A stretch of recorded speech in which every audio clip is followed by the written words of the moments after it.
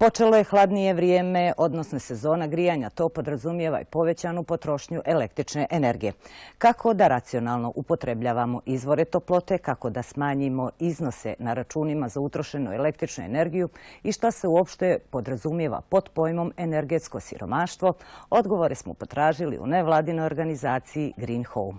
Nevladina organizacija Green Home bila je organizator okruglog stola na temu energetsko siromaštvo. To je relativno novi termin i podrazumijeva mjere kako se iz kućnog budžeta ne bi izdvajao veliki novac za plaćanje utrošene električne energije. To je oko 10% primanja. Naš cilj je bio da negdje ovu temu koja možda nije dovoljno promovisana u Crnoj Gori predstavimo, a to je nešto što je zapravo vrlo aktuelno u svim zemljama ovog jugoistočnog regiona i po svim nekim dokumentima koje smo mi prikupili, obično se za energetsko siromaštvo negdje stavlja pod znak jednakosti sa grupama ljudi koje su socijalno ugrožene ili osobe koje same žive, koje nemaju dovoljno primanja ili koje ne griju svoj prostor na adekvatan način. Međutim, zapravo energetski siromašne mogu biti i osobe koje imaju adekvatna primanja.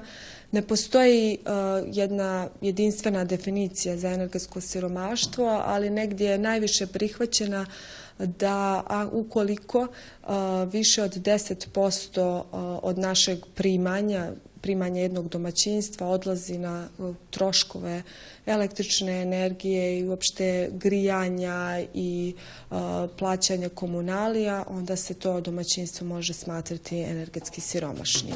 Imali smo priliku da čujemo i kakva su iskustva u Hrvatskoj. Naime, tvrde da je kod njih najskuplja struja u regionu. Kao energent najčešće koriste ogrijevno drvo. U Hrvatskoj je nešto drugačija situacija nego u Crnoj Gori što se tiče potrošnje električne energije, primarno zato što se kod vas puno više koristi za grijanje. Možda je slično usporediti primorsku Hrvatsku sa slučajem Crne Gore, gdje potrošnja električne energije svakako predstavlja problem za kućni budžet u zimskim mjesecima, zato što se građani u velikom dijelu griju upravo na električnu energiju.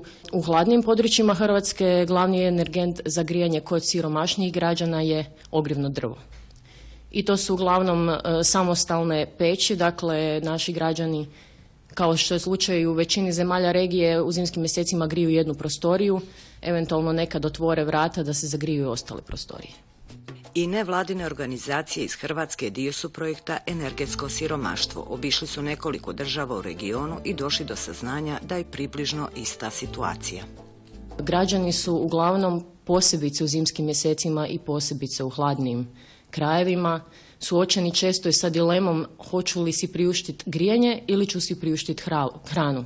Na policama pojedinih građana, nažalost, možete vidjeti samo krumpir, rižu. Dakle, to je stvarno velik problem s kojim je zahvaćen velik dio građana. Primarno u svim domovima u kojima se nalaze ugroženi građani trebalo bi provesti mjere energetske efikasnosti. Pri tome mislim na razne razine mjere energetske efikasnosti, od onih najjeftinijih, poput zamjene starih žarulja sa energetski učinkovitom rasvjetom, zatim brtljenje prozora, vi možete zalijepiti trakice čime se smanjuje propuh kroz prozore, četkice ispod vrata, eliminacija stand-by gubitaka sa, na primjer, produžnim kablom sa prekidačem. I jako dobra jeftina mjera je ugradnja tajmera, to jest vremenskih uklopnika za električne bojlere. Pri tome si građani mogu isprogramirati kad da im se upali bojler, da on ne troši cijeli dan. I te mjere energetske učinkovitosti, ovisno o raspoloživosti sredstava, mogu ići i do potpune energetske obnove cijele zgrade. Dakle, izolacija vanjskih zidova, zamjena stolarije, izolacija krovišta, podova i zamjena kućanskih uređaja. U Hrvatskoj se intenzivno radi na energetskoj efikasnosti kroz razne subvencije. Da bismo racionalizovali potrošnju električne energije, prije svega moramo da promijenimo navike. To naročito u zimskim mjesecima zbog sezone grijanja i ogromne potrošnje struje.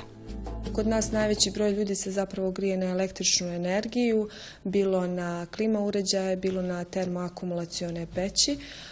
Ono što možemo da predložimo jeste da ne pregrijavaju prostorije, pošto se i to često dešava, već da se temperatura, na primjer dnevnog boravka, održava na oko 21 stepen, a što se tiče ostalih prostorija, temperatura treba da bude niža, na primjer u spavaćim sobama 18 stepeni, u hodniku 15 stepeni, u kupatilu isto tako oko 15-16 stepeni. Što također je jako važno, na primjer ukoliko ljudi imaju termoakumulacione peći, onda da ih koriste, odnosno da ih pune tokom jeftine tarife, odnosno tokom noći, kada je zapravo i potrošnja uopšte kompletno energije manja.